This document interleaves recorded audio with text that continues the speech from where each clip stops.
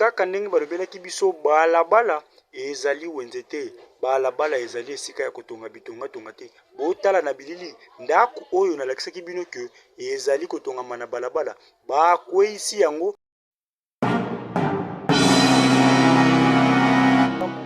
etikali désert. Bino moko bozomona son excellence Léon Mulumba ye moko akitaki na Ngaliema po asala mosala na ndenge longo bani.